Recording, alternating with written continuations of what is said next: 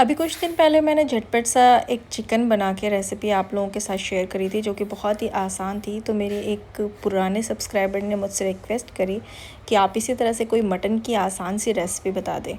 तो मैंने फिर सोचा कि चलें आपके साथ ये भी शेयर करते हैं कि एक इंतहाई बहुत ही आसान मटन स्टू, जो कि ना आपको भूनना है, ना आपको किसी तरह का कोई मसाला पीसना है, बहुत ही आसान तरीके से और बहुत ही जल्दी ये बन जाता है। कि सपोज़ आपका कोई हेक्टिक डे है और आपको लेकिन फिर भी कुछ अच्छा खाने का दिल चाह रहा है, तो आप ये रेसिपी ट्राई करें और इंशाल्लाह आपको इसमें बहुत ही मज़ा आएगा, बनाने में भी और खाने में भी। अस्सलाम वालेकुम, welcome back to Ayesha kitchen corner, और आप सबका एक बार फिर से बहुत सारा वेलकम है मेरे चैनल पर।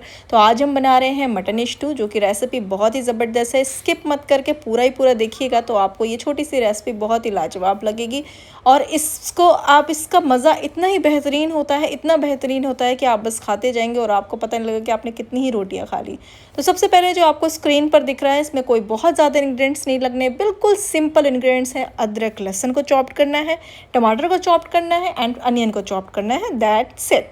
बस अब आपने लेना है एक प्रेशर कुकर, जिसमें आप डाल लें ऑयल, कोई सा भी ऑयल जो आप खाते हो, सरसों का, सनफ्लावर, पीनट, जो भी ऑयल आप खाते, जिसमें आप पसंद करते बनाना। वैसे मटन जो है वो सरसों के तेल में ज़्यादा अच्छा बनता है। अब जो स्क्रीन पर आपको ये गरम मसाला दिख रहा है, लाइक तेज़ का पत्ता, दालचीनी, जायफल, थोड़ा सा बड़ी इलायची, ज़ीरा, जो भी खड़े मसाले आपके पास अवेलेबल हो आप बस उसमें डाल दें।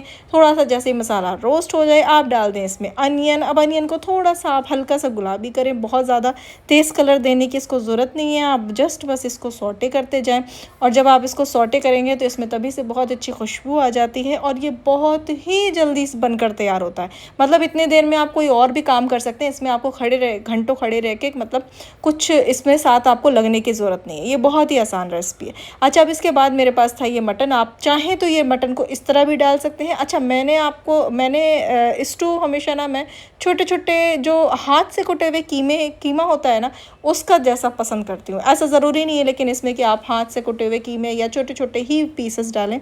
आप बिल्कुल बेशक बड़े पीसेस भी इसमें डाल सकते हैं, लेकिन मुझे जैसा मैंने आपको बताया कि मुझे पसंद है, तो मैं हमेशा चिकन हो चाहे मटन हो, इसको छोटा छोटा पीस कर लेती हूँ। एक तो इसमें बरकत हो जाती है, क्योंकि जिस हिसाब से आजकल इतनी महंगाई हो गई है कि भाई चिकन मटन इतना महंगा है कि भाई इसे तो फिर हमें बहुत बचत करके मुझे चलाना पड़ता है। तो मुझे पहले उस वाली छुरी से कट रहा था, लेकिन इतना बहुत अच्छे से फिनिशिंग नहीं आ रही थी। फिर मैंने अपनी बड़ी वाली छुरी दिखाई, तो मेरी बड़ी वाली छुरी से ये बिल्कुल डर गया और ये फटाफट कट गया। जिस हिसाब से मैं काटना चाह रही थी उस हिसाब से मैं कट गया, और ये बड़ी वाली छुरी से मुझे वाकई बहुत डर लगता है। लेकिन फिर भी मैं इसे क्योंकि अभी तक मुझे येट मेरी इस पर प्रैक्टिस नहीं हुई है, तो इस वजह से मैं थोड़ा बहुत इससे डरती हूँ। क्योंकि एक बार मेरे फर्स्ट टाइम यूज़ करने पे मेरी बहुत ही ज़बरदस्त वाली उंगली कट गई थी, तब से मैं बहुत डरती हूँ इस वाली से। अच्छा, जब तक आपकी ये जो प्याज थी ना वो बिल्कुल ब्राउन हो गई थी, मतलब हल्की फुल्की, अब इसमें आप डाल दें यही जो अदरक लहसुन आपने चॉप्ड किया था। इसको जितना बारीक कर सकते हैं उतना बारीक चॉप कर दें, या थोड़ा मोटा रखेंगे तो कोई बात नहीं, क्योंकि इसमें प्रेशर लगना है तो ये अपने आप सब सेट हो जाएगा। आप इसको कट करके ही डालिएगा, चॉप्ड या सॉरी कट करके डालिएगा, ना ही इसको कूटिएगा और ना ही इसका पेस्ट बनाइएगा जी। बिल्कुल टेस्ट चेंज होता है, ये बात आप माने। प्याज के कटिंग से, जिंजर गार्लिक के कटिंग से टेस्ट चेंज होता है, ये बात आपको एक्सेप्ट करनी पड़ेगी। अच्छा, तो अब जब इसके बाद थोड़ा सा जब उसकी कच्चापन निकल गया था लहसुन और अदरक का, तो फिर हमने इसमें डाल दिया मटन।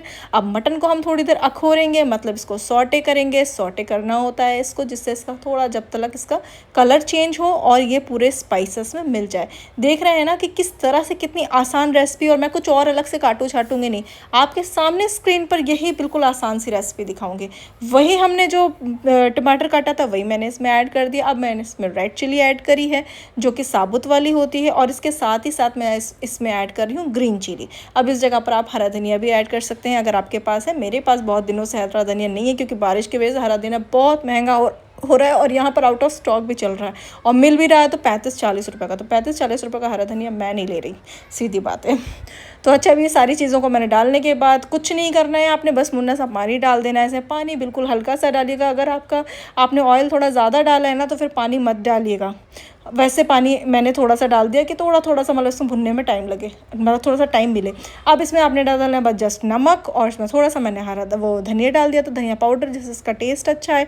और आपने लगा देना है इसमें प्रेशर लगाएं आप 5 से 6 सीटी, जब तक आपका मटन गल रहा है। बिल्कुल आप मटन जब तक आपका मटन बिल्कुल मतलब सॉफ्ट नहीं हो जाता तब तक। अब इसके बाद ये देखें इसकी शक्ल कुछ ऐसी है। अब बस अब जब इसकी शक्ल ऐसी हो जाती है तो अब आप इसकी बुनाई शुरू कर दें। बुनाई क्या करनी है, आप साइड पर जब तक रोटी का इंतज़ाम या चावल का इंतज़ाम कर रहे हैं आप साथ में, तब तक इसको प्रेशर को इसको चढ़ा दीजिए आप चूल्हे पर, और इसको बस बिना थोड़ी थोड़ी देर पर इस तरह से इसका जो है वो चलाते रहिए इसको। और ये देखें जब ये चला देंगे, जब ऑयल इस तरह से सेपरेट हो जाए तो उसका जो लुक है वो कुछ इस तरह से दिखेगा। और आप सच बताइएगा ईमान से कि मुंह में पानी आया ना देख के, क्योंकि ये इतना मज़े का लगता है, इतना टेस्टी लगता है कि वाकई इसे देख के मुंह में पानी आ ही जाता है। अच्छा, जब तक वो और भुन रहा था तब तक मैंने यहाँ पर कर ली रोटियों की तैयारी, क्योंकि इसके साथ तो रोटियाँ ही अच्छी लगती हैं। अगर आपके अंदर हिम्मत नहीं है तो बेशक बाहर से मंगा लीजिएगा। मेरे पास यहाँ पर ऑप्शन नहीं होता बाहर से मंगाने का, इसलिए मुझे खुद ही अपने से बनानी पड़ती है रोटियाँ। तो फ़िलहाल मैंने इसमें जो है वो रोटियाँ बना ली थी। ये हो रहा था दोपहर का टाइम और इस वक्त हो रही थी शदीद गर्मी, लेकिन बस ये था मुंह में जायका था कि भाई मटन खाना है जल्दी से जल्दी। और मुझे ये स्टू बहुत ही ज़्यादा पसंद है। मुझे पता है कुछ लोगों को इस तरह का स्टू नहीं भी पसंद होता है। मुझे कमेंट में ज़रूर बताइएगा कि कौन से ऐसे लोग हैं जिनको इस तरह का मटन नहीं पसंद है, या मटन पसंद ही नहीं है, मुझे कमेंट में ज़रूर बताइएगा। बट मुझे मटन पसंद है चिकन से भी ज़्यादा। मुझे चिकन कम पसंद लगता है, लेकिन मटन अच्छा लगता है। मैं मटन की बोटियाँ खा सकती हूँ, वो भी हड्डी वाली, लेकिन चिकन मुझे थोड़ा कम पसंद है। चिकन मैं नहीं खा पाती। चिकन अगर हो तो फिर बटर चिकन वगैरह हो, गार्लिक चिकन हो, इस तरह का स्टार्टर वगैरह खा लेती हूँ। अब इसके बाद जी टाइम हो गया था और फिर मैंने इस तरह से रोटियां बना ली। रोटियां मैं फटाफट बना रही थी और कम से कम ही बना ली थी, लेकिन इस टाइम लेकिन जहन में ये भी बात थी कि भाई आज तो स्टू बन रहा है, मैं तो एक्स्ट्रा रोटी खाऊंगी। तो फिर मैंने अपने लिए फटाफट सी रोटी एक्स्ट्रा डाली। मैंने कहा आज मैं एक्स्ट्रा रोटी खा के रहूँगी।